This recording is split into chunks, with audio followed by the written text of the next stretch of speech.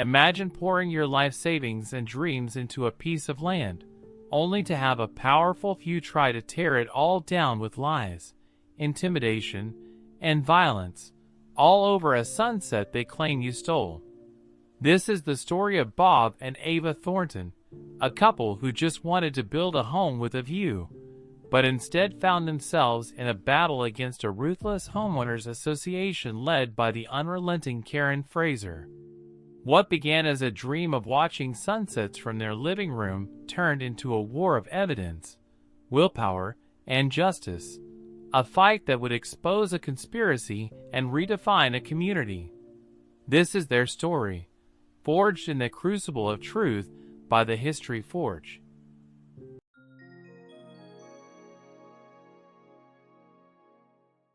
Bob and Ava Thornton found their paradise on a rocky, sloped parcel of land nobody else wanted. It wasn't much, but it had a view, a breathtaking panorama of a valley, a toy-like town below, and mountains that glowed purple and orange at dusk. They saved for years, secured every permit, and followed the county's building codes to the letter. Their dream was simple, a home where they could watch the sunset together. But trouble arrived in the form of a letter from the Homeowners Association, HOA, printed on heavy, official-looking paper. Signed by Karen Fraser, the HOA president, it claimed their proposed house would violate a view corridor. Bob, a practical man, called the county planning office. Stan, a weary county official, laughed it off.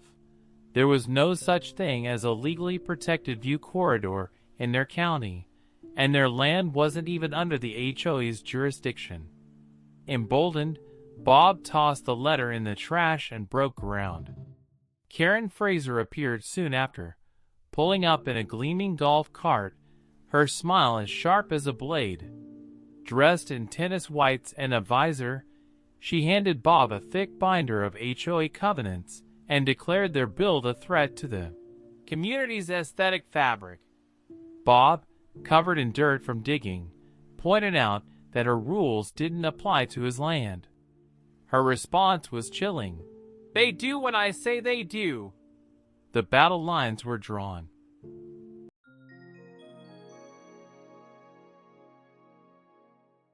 The HOA's first escalation came in the form of a man in a cheap windbreaker, calling himself Marshall Johnson, from a non-existent state compliance office. He slapped a red stop-work order on Bob's doorframe, threatening fines and property seizure. Bob, suspicious, demanded to see his badge again. The man panicked, dropped his clipboard, and fled, leaving behind a folder with a damning email from Gary, an HOA board member, instructing him to make it look official and scary. Ava, Bob's methodical and fierce partner, sprang into action. She photographed the fake tag, the scattered papers, and the tire tracks, documenting everything with forensic precision. When Deputy Miller arrived, he confirmed the tag was a forgery. No county seal, wrong paper, blank signature. He collected the evidence, including the email, and filed a report for assault, trespassing, and impersonating a public official, a felony. The Thorntons had their first piece of hard evidence, but they knew this was only the beginning.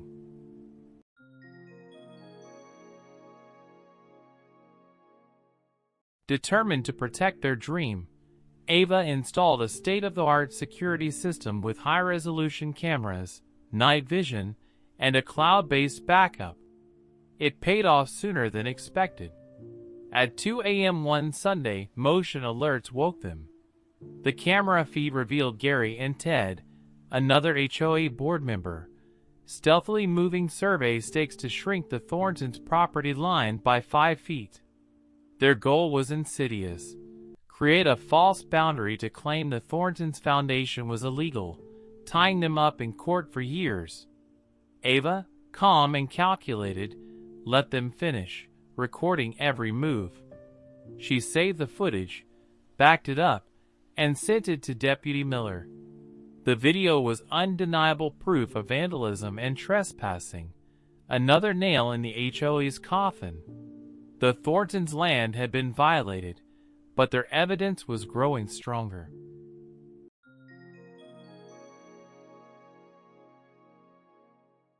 The HOA's next move was bolder.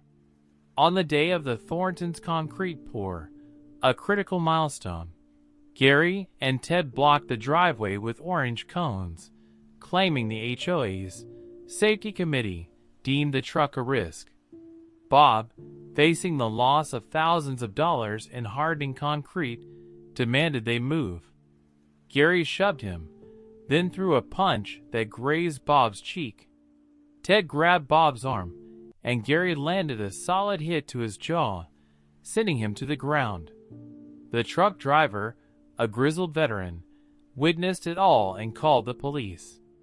Gary and Ted fled, but the damage was done. Deputy Miller issued warrants for assault, and the driver's testimony added a credible third-party account. The HOA's tactics had escalated to violence, but their desperation was making them sloppy.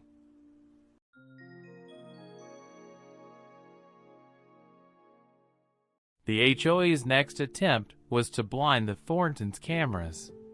Late one night, all exterior feeds went dark when the power to the security system was cut. Bob felt a surge of fear, but Ava's foresight saved them. Her system had a battery backup and cellular uplink, instantly restoring the feeds. The footage showed Ted, bolt cutters in hand, snipping the wires and grinning triumphantly at a camera he thought was dead. Ava saved the clip, emailed it to Deputy Miller, and added another charge to the HOA's growing rap sheet, tampering with the security system. Her preparation had turned their attempt to isolate the Thorntons into another self-inflicted wound.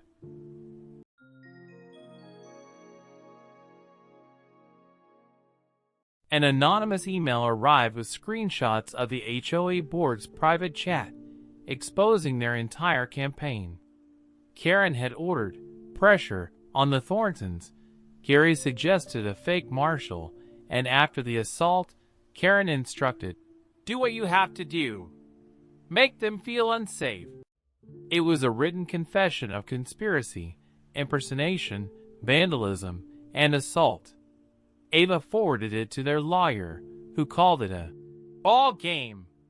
The Thorntons now had a fortress of evidence: videos, police reports, witness testimony, and the HOA's own words.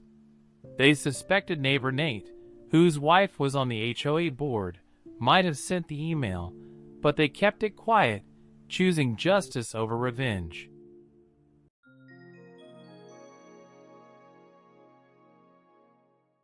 To dismantle the HOA's View Corridor claim, the Thorntons hired a licensed surveyor and GIS technician.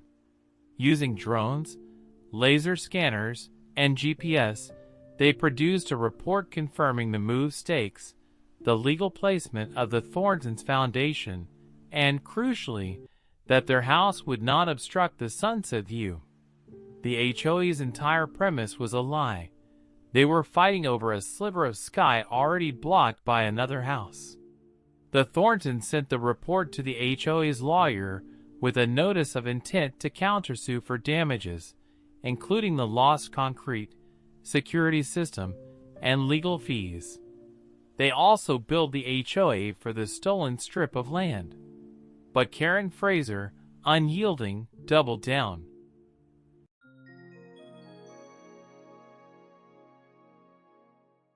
With the court date looming, the HOA shifted to psychological tactics. They sent a lowball buyout offer, framing it as a generous way to restore community peace. Anonymous notes called the Thorntons "few thieves," and eggs were thrown at their trailer. The constant hostility was exhausting, but Bob had an idea to fight back with kindness. He set up a projector to broadcast the sunset live on a giant screen at their driveway, inviting neighbors with cocoa and cookies. The free sunset party drew a crowd, including neighbor Nate, and turned their land into a community space. Karen, watching from her golf cart, fled in fury. The Thorntons had exposed her selfishness without a single harsh word.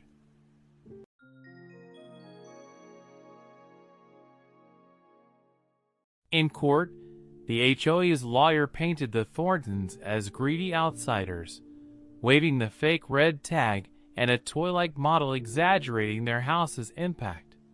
Judge Rollins, unimpressed, laughed at the model and dismantled their case. Citing the forged tag, the survey, and Deputy Miller's testimony, he dismissed the HOA's lawsuit with prejudice, sanctioned them for all costs, and referred their crimes, impersonation, assault, vandalism, and conspiracy, to the district attorney. Karen, Gary, and Ted looked defeated. The Thorntons had won, not with fists, but with facts.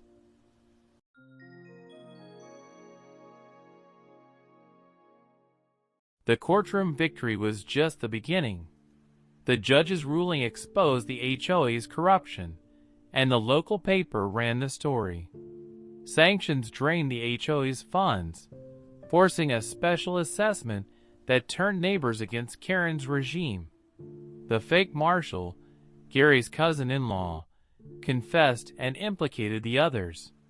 Gary and Ted faced charges for assault, vandalism, and conspiracy, while Karen was arrested for orchestrating it all. All three took plea deals, facing fines, probation, and a permanent ban from HOA boards. The HOA collapsed, and neighbor Nate was elected president. His first act was a public apology to the Thorntons. His second paid their court-ordered damages. The Thorntons finished their house, its windows framing the sunset they'd fought for. On the first day of summer, they hosted a Sunset for All block party, healing the neighborhood's wounds. As the sky turned gold, a neighbor said, "Glad you stayed." Bob nodded, Ava by his side, their home no longer a fortress, but a beacon of resilience. The Thornton story, forged by the History Forge, is a testament to standing firm, trusting evidence, and choosing justice over vengeance. They didn't just win a house, they won a community, proving that truth and perseverance can outshine even the darkest conspiracies.